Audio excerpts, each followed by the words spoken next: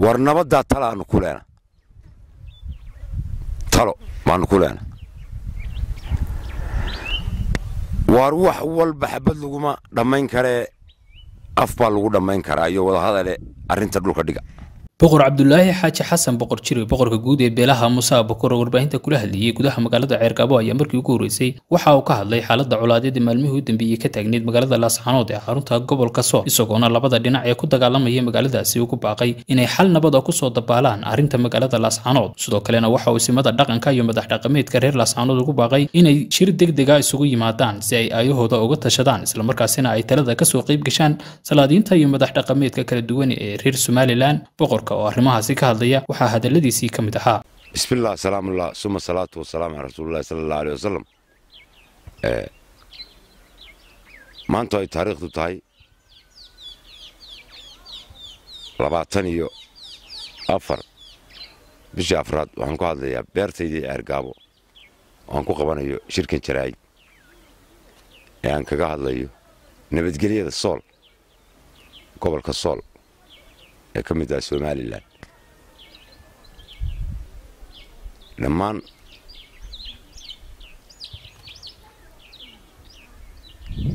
deegaanka Sool waxaan soo jeedinayaa nabadgelyo iyo Somaliland inteeda kale sababta maanta aan uga hadlayaa qasrigayga beertana waxa weeye taladu waa marad gaari weydo iyo marad gara weydo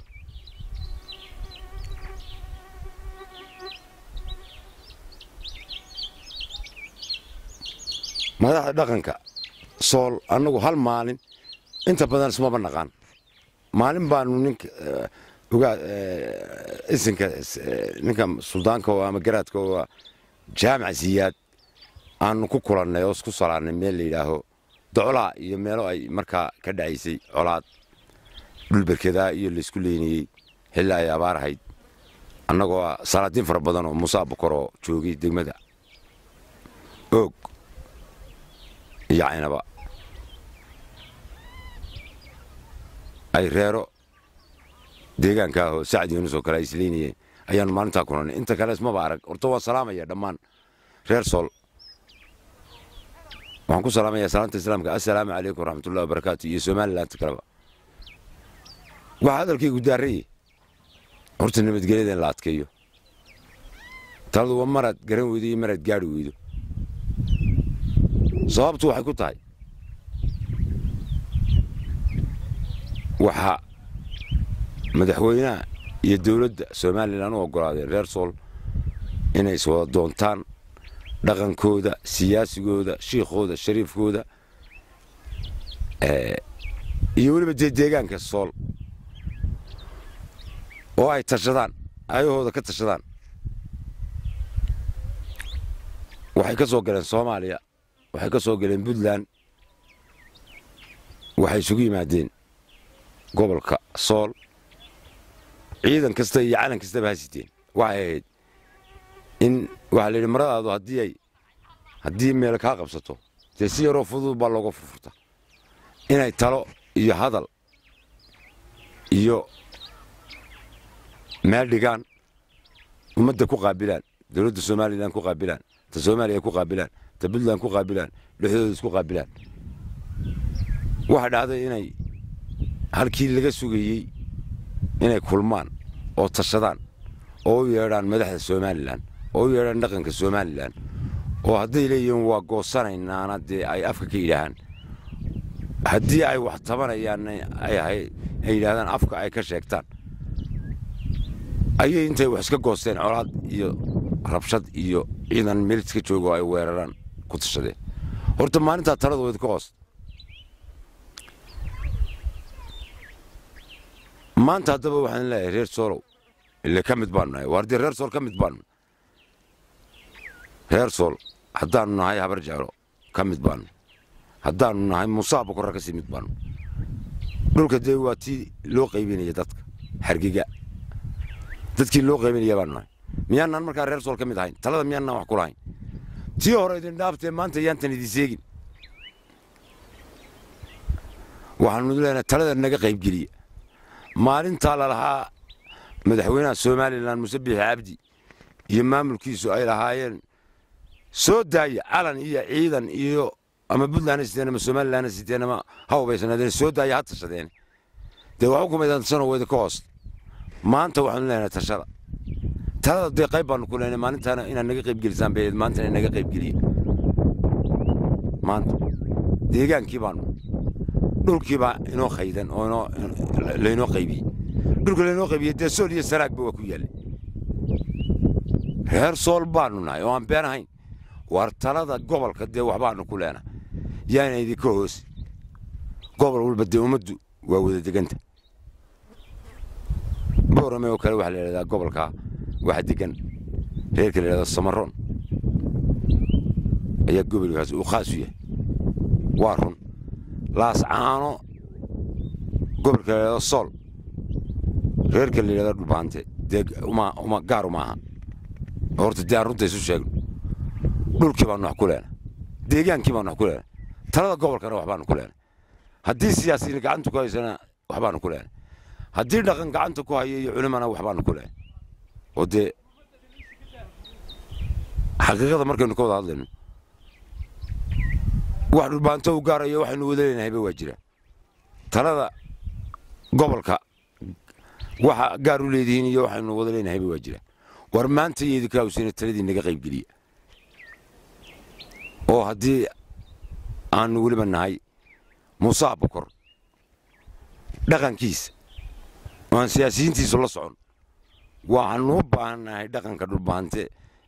maadaama dee gobolkii naga dhaxayo oo dhulku naga dhaxayo oo ay xaqiiqo tahay talada intaanu ku leenahay maanta naga qayb geliya maanta hore wada ka hooste oo noo yeedha oo hadalkayga ka soo jawaaba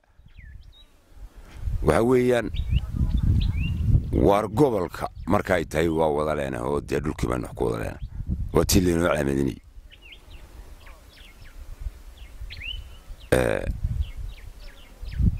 gobolka Sanaag iyo gobolka Sool daayir wana naga dhaxaya war talada Sool qaybteeda nasiiyo waxba laga yaabaa inaynu ku liibaano oo aanu rayga saacada keeno haddaba beesheeda Muuse Bokor anigu waxaan ahay boqorka guud ee Muuse Bokor marka habar jaalay laga yimaado afayeenkoodana waa wixii aan halkan aan gooyo way ku go'an Muuse Bokor haddii ay qaarta iyo dhaqan tahayba iyo haddii siyaasiyiin tahayba war nabadda tala aanu ku leenahay talo maanu ku leenahay war wax walba xabad laguma dhamayn karee af baa lagu dhamayn karaa iyo wada hadale arrinta dhulka dhiga muddo kastaba ha qaato arrintii wixii aanu ku leenahay waxaanu leenahay talow abtiyaal Somaliland baan isku nahay way isdhal isku deegaan baan isku Somaliland baan war xuquuqdeeda naga dafireen naga siiyo meesha geeska nagu feedina arrinta aan soo dhex gallo aan tashan aan isu weydiino wax deegaan ahaan aan isu weydiino gobol Sool ahaan aan isu weydiino wax badan baa noo muuqda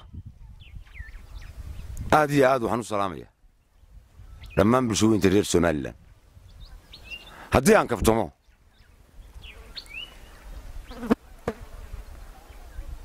dadka reer waqooyiga iyo dadka reer hawdka xagga maskaxda waxaad moodaa inay kala yar miisaan badan yihiin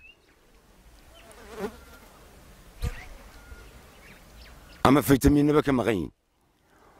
war idinkoo reer Laas Soolow talada miisaankeeda siinaya guriga leeyahay Maxamuud Garaad talada wax naga siiya war reerka la tashada war reerka dhaafina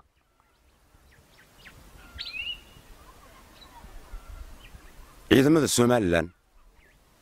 iyo ciidamada hawanta lagu sheegay leeyahay waa daarood oo dadkoodii wawseefo Soomaaliya u joogan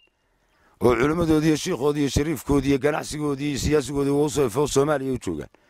iyo kuwa leeyahay ganacsigoodii iyo sheekhoodii iyo shariifkoodii iyo culimadoodii iyo hantigoodiiba Puntland bay u yaalliinoo Wowseef laascaanood iyay ku galgalan laascaanood iyay ku galgalan daarood reer Somaliland waa jooga waxaan ku qanacsanahay xitaa inaynu baran isugu nimaadno garaadada oo aynu ku wada hadallo waxaanu ku qanacsanahay in waxa talo iyo gar iyo hadal iyo siyaasad iyo xaqiiq iyo dow lagu waayo inaan xabad lagu helin waxaan soo jeedinayaa oo aan u jeedinayaa beelaha Somaliland iyo Sool gaar ahaan Sool in arrintaa dheer lagu yeesho waxaanu nahay dad wax dhammayn kara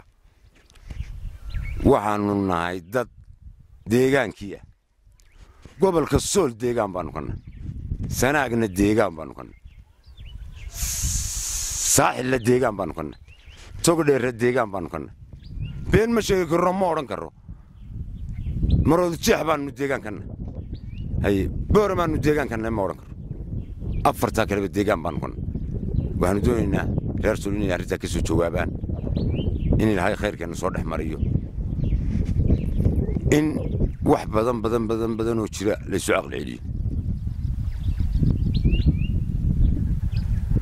in annagu qoladeeda hawdka waa shaydaan hawd banaan oo waa fududiin faytaminada maskaxda qaar ka dhiman yihiin waa ka miisaan badan yihiin habar jaalada reer waqooyiga ama reer bariga sidaa darteed idinkan abtiyaal waxaan leeyahay war nimanka Maxamuud Garaad miisaan bay leeyihiin maskax bay leeyihiin kuwiinan hawdka ee faytaminadu ka maqan yihiin waa ka miisaan badan yihiin waa ka tala badan yihiin waa ka fakar dheer yihiin war arrinta hays jeersiinina arrinta dhulka dhiga qolada habar Yoonis hawdka iyaga uga noqon maayo waxba keenanu fadal waa tuyiri iyaro dhanka barijiye 100 nin mooyaan taasay idin xaqiijinaysa in dadka reer hawdka iyo dadka reer waqooyiga aan isku makiinada saareen xagga maskaxda Ilaahay isku mid kama dhigin waydi salaamaya waydi soo dhaweynaya talada waxaan leeyahay hal lagu dhaqmo hal la qaato garaadada reer Sool ka soo jawaabaan iyo dhaqanku garaadkan isugu horbarinay jaamac siyaadi aan ku kulanay meesha la yiraahdo doolaha iyo dhulkaan aad iyo aad baan isna u salaamaya Somaliland oo dhammaan salaamaya waxaan leeyahay war af Soomaali baan lagu wada hadlaya waxa wax ka weyn baa dunida dhaca yaan dadka reer hawdka maskaxda fudud idin dhaqaajin talada Maxamuud Garaad ha loo dhiibo Faarax Garaado talada Maxamuud Garaad u dhiibay sura keen Cabdiraxmaan Cawil cilmi Bataash Universal TV Herkaab